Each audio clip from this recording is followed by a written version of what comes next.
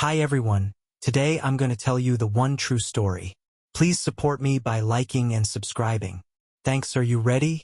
Here we go. The Church of St. Valeria stood at the edge of town, its silhouette dark and foreboding against the horizon. A place once revered for its peace, now cursed by an ancient evil that had lain dormant for centuries. No one knew when it began, but the whispers in the town spoke of strange happenings, a force far darker than any human heart could bear, and those brave or foolish enough to venture inside never returned the same. Father Elias had been the parish priest for decades. An old man now, graying hair and a face lined with the wisdom of years spent in faith. He was a man of God, but even he could not ignore the strange happenings within his beloved church. It started with whispers, low and guttural, that only the few who still attended the services heard. They would echo through the pews, murmuring the names of the departed, the lost souls that had long been forgotten. But it wasn't just the voices. The candles would flicker even when there was no wind. The stained glass windows, once depicting holy scenes, seemed to shift when viewed from the corner of one's eye. The figures in the glass twisted in agonizing poses. The altar, so pristine and holy, would sometimes be found overturned, the cross defiled. Father Elias prayed over it, anointing the holy oil, but the next morning, it would be the same, defiled, cursed, and forsaken. He had long suspected that the church was no longer a sanctuary but a prison. A prison for something evil, something ancient. The spirits within the walls had begun to awaken, clawing at the fabric of the holy place. At first, they were whispers. Then they became something far worse. It started with the children.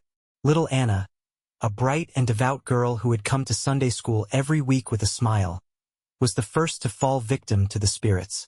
One evening, as she knelt in front of the altar to pray, her mother heard a shriek, a sound that chilled her to the bone. Rushing to the church, she found her daughter on the ground, her body contorted in a way no human body should bend. Her eyes were wide open, staring at nothing, her mouth twisted into a grotesque grin that was not her own. When they took her to the hospital, she was found to be in a catatonic state, unable to speak or respond. The doctors could find no physical cause, but her parents knew, deep down, they had lost her to the evil that haunted the church. As Father Elias prayed for Anna, the spirits became bolder, manifesting in darker and more horrifying forms. Those who dared enter the church at night would hear the sounds of heavy footsteps echoing through the halls, though no one was there. Others claimed to see shadows moving in the corners of the church, figures that seemed to flicker and fade as if they were not entirely part of the world. But the most terrible of all was the smell. The rotting, putrid odor that would fill the air, no matter how many times the church was cleaned. It was as though the very walls themselves were festering, rotting with the souls of the damned. The haunting did not stop at the innocents. The faithful began to question their beliefs. One night, during a service, a devout man named Jacob suddenly stood up in the middle of the sermon. His face was pale, his eyes wide with fear as he screamed, "It's in the walls! It's everywhere! We're all cursed!" Before anyone could stop him, he ran out of the church, and that was the last anyone saw of him. His body was found days later, hanging from a tree near the graveyard. His eyes wide open in terror, a look of pure horror etched into his face. Then there was Margaret. Margaret had been a lifelong parishioner, a woman of quiet devotion. She had always found comfort in the church's embrace. But one night, after staying late for a prayer vigil, she was found in the church's crypt, crouched in the darkness, whispering to herself. Her hair was matted with sweat, her skin pale as death, her eyes vacant. When they tried to help her, she screamed at them, an inhuman shriek that made the blood run cold. Her mind had shattered, and she was sent to a psychiatric hospital, where she spent the rest of her life in a dazed stupor, her mind forever lost to the terror she had witnessed in that forsaken place. Father Elias, tormented by these events, knew he had to act. He began to seek out ancient texts, looking for ways to fight the evil that had taken hold of the church. He found the writings of an old exorcist, a long-dead priest who had battled dark forces in his time. The words spoke of a ritual, one that would banish the evil spirits from the church forever. But it required something more than just prayer. It required a sacrifice. Father Elias, understanding the gravity of his task, prepared for the ritual. He knew it would be dangerous, that the spirits would fight back with all their strength. And so, one stormy night, he entered the church alone, armed with nothing but the sacred texts and his unwavering faith. As he began the incantations, the temperature in the church dropped to freezing levels.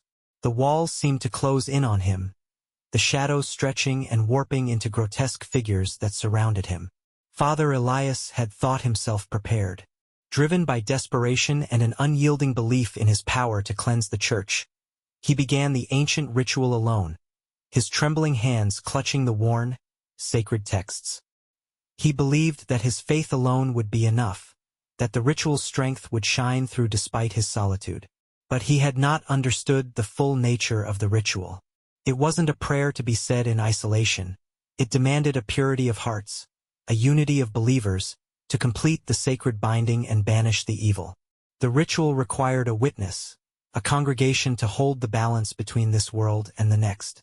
But Father Elias, now old and alone, misread the ancient texts, his confidence blinding him to the warnings hidden in their folds.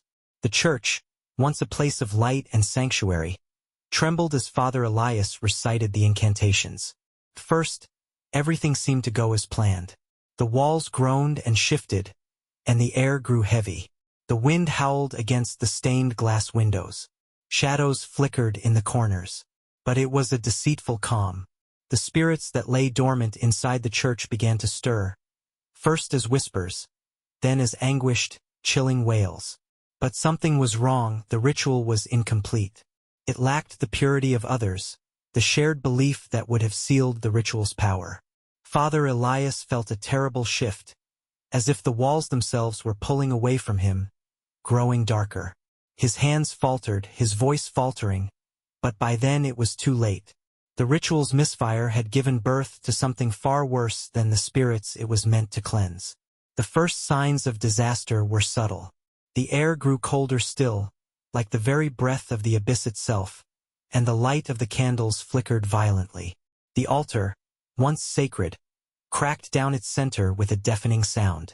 The room groaned as though the very church itself was in agony. And then came the whispers, low and guttural at first, echoing from the corners of the church. "Father, help us!" The voice of a child. He turned, panic tightening his chest. But when he looked, the pews were empty. The church was eerily silent, save for the whispers that grew louder. They were inside his mind now. Suddenly, the doors of the church burst open, and visitors, unaware of the dangers lurking inside, stepped through. They had come seeking solace, seeking the strength of their faith. They had no idea what awaited them. The visitors, one by one, stepped into the church. A young couple, a family with 2 children, an elderly woman, all with the faintest trace of hope in their eyes, seeking peace in the house of God. But as the church doors closed behind them, the atmosphere shifted. The temperature plummeted, and the once holy air grew thick with a malevolent energy that pressed down on their chests like a weight too heavy to bear. The young couple were the first to feel it. Their eyes widened as their breath turned to mist before them. "What is happening?" the man whispered, fear creeping into his voice. The woman clutched his arm tightly, but their shared panic only made them more vulnerable to the sinister forces surrounding them. And then they heard it, the voices, soft at first, like murmurs in the back of their minds, but growing louder and more insistent. It was a language they couldn't understand, but it felt like a summons, like a call to the depths of the earth. They tried to turn, to leave, but the doors, the very doors of the church, slammed shut, the sound echoing through the building with a deafening finality. Father Elias, now lost to the power he had unleashed, stood before them, his eyes glowing with a terrifying light. His voice, once a source of comfort, now rang out with a dark resonance that twisted the very air around them. "You should never have come here," he said, his voice no longer human. It was something ancient, something vile, corrupted by the darkness that had taken root within him. The couple's bodies began to tremble as Father Elias spoke the words of the ritual, words that had not been meant for mortal ears. "You are mine now, all of you. The abyss calls you home." Before they could react, the room itself seemed to consume them. The ground beneath their feet cracked open like a yawning mouth, and their screams filled the air as their bodies twisted and contorted, writhing as if eaten from within. Flesh blackened, bones cracked. They were consumed by the darkness in an instant, their bodies reduced to piles of ash before the eyes of those who could only watch in horrified silence. The others, now realizing the horror unfolding around them, tried to flee, but it was too late. The church had become a prison, its walls moving and shifting, closing them in. The once beautiful stained glass windows now seemed to leer at them, each figure twisted into grotesque, mocking shapes.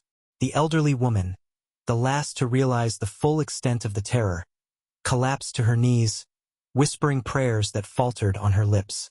But as she cried out, her words twisted, her mouth forming syllables that were not her own. She, too, fell to the floor, her body convulsing, the dark energy that had taken hold of the church pouring into her like a flood. Her skin shriveled, her eyes rolled back into her skull, and she too crumbled into dust. Father Elias stood at the center of the destruction, his body trembling as he recited the incantations of an unfinished ritual. But his words, once meant to banish the evil, now became weapons that tore the very souls from the visitors. His curse had sealed their fate. With each passing moment, the church was filled with an ever-deepening silence. The only sound that remained was the low hum of the dark forces within the walls, and the echoes of those who had been consumed. Father Elias had not saved the church. He had damned it, and in doing so, he had doomed himself, becoming one with the evil he had hoped to cast out. The Church of St. Valeria, now known as the Church of the Abyss, became a monument to his failure. Those who dared come near could feel the weight of the souls trapped within its walls, their whispers calling out to the living, urging them to join the fate of the fallen. But there was no redemption left for anyone who entered. The spirits of the dead and the unholy forces now ruled over the church, their laughter ringing out in the darkness, as Father Elias remained, lost to his own creation. Thank you for watching. Please support me and meet me in another video.